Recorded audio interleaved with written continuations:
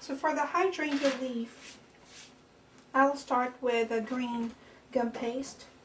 Again, you can use like a lighter shade of green Gumpaste. And I would roll this so that one side of the Gumpaste is thicker than the rest, just like how when you're doing an individually wired petal. And if you're using the Palcrafts brand cutters, you will have two sizes of leaf cutter and also two-part veiner. And I just love to use this veiner just because it has to, for leaves and something like this where it doesn't have like that sharp curves, this is okay to use because it will not tear your Gumpaste.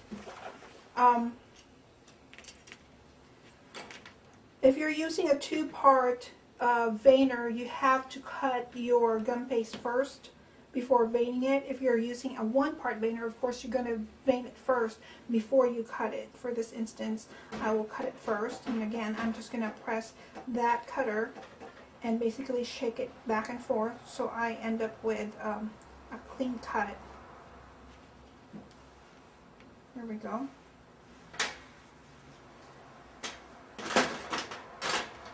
I'm going to take a 3-inch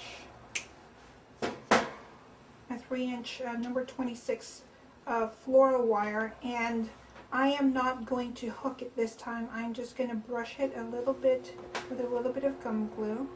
Again, this is just like how when you're doing an individually wired petal. I will turn it upside down and hold it with my forefinger and thumb and insert the wire through that Gumpaste. About, I would say about 1/4 of an inch, and you don't really need to put it in all the way through. There's no need for that. It will actually make your Gumpaste tear later on if you do that. So by doing that, I know where my wire is going. I can feel it with my fingers. And then take your two-part leaf veiner, and the deeper side is is where your wire rests. A lot of my students get confused with this veiner, and I would go and check what they're doing, and their leaves are all upside down. So again, the deeper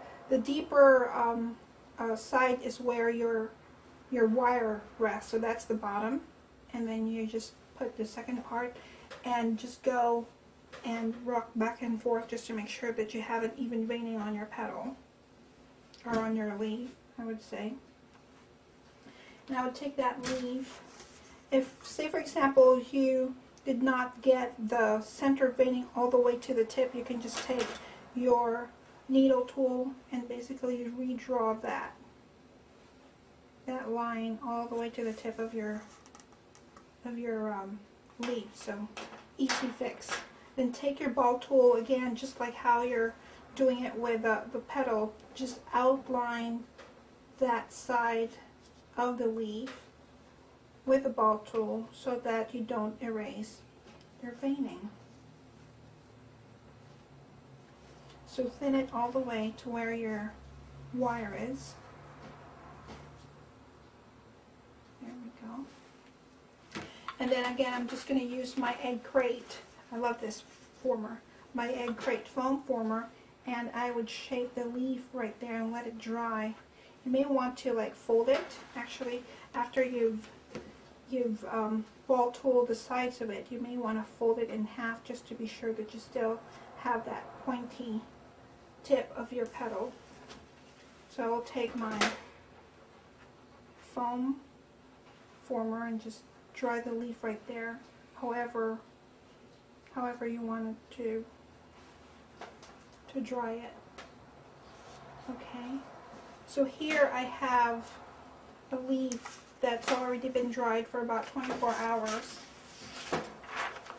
I'll take again a piece of paper, and if you're using your palette petal dust, I'm going to use the foliage green.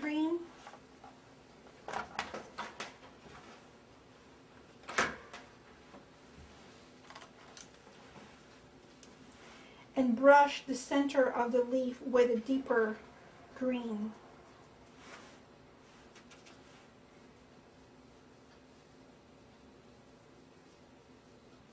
I'm using a small flat brush.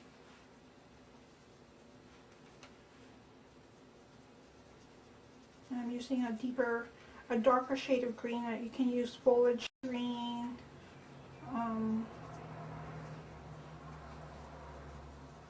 grass green, and just brush it all over. And I'm leaving, as you can see, I'm leaving some part of the leaf with its original color, just because I wanted to give it like a depth of green.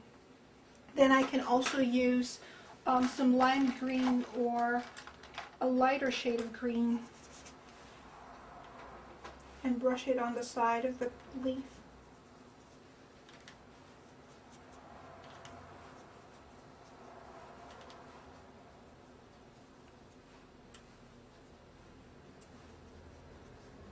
Alrighty. And then I would even brush a little bit of burgundy or autumn red here and there. I would even sometimes use a little bit of black just to make it look like as if it's about to fall off or to rot a little bit. And it just makes it, you see how it makes it like look so real. I can even use like a cocoa brown shade and give it a little bit of cocoa brown. And I love playing with Petal Desk's colors. I just love it. And I love shading leaves as well. It just makes the whole arrangement look so natural.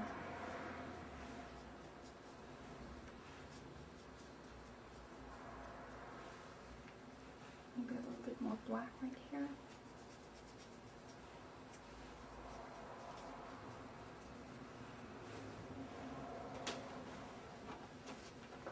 And there you have it. That's your finished shaded leaf.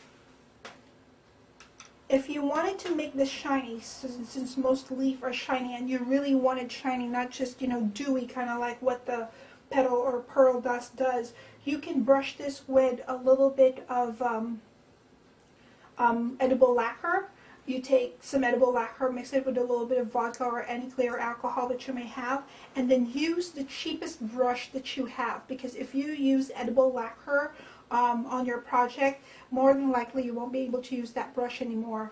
And to avoid that streaking, I would actually take that brush, dip it into my edible lacquer, and just tap it, like dab it, so that you don't have that brush streaks in there, and it just makes it really nice and shiny.